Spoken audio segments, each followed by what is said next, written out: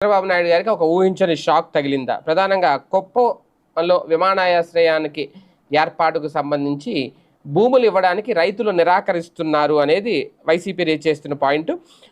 ఇక్కడ కీలకమైన అంశం ఏంటంటే చిత్తూరు జిల్లా కుప్పంలో విమానాశ్రయం నిర్మాణ భూసేకరణకు సంబంధించిన అంశంతో సంబంధం ఉన్న రైతులు చెప్తున్నారట.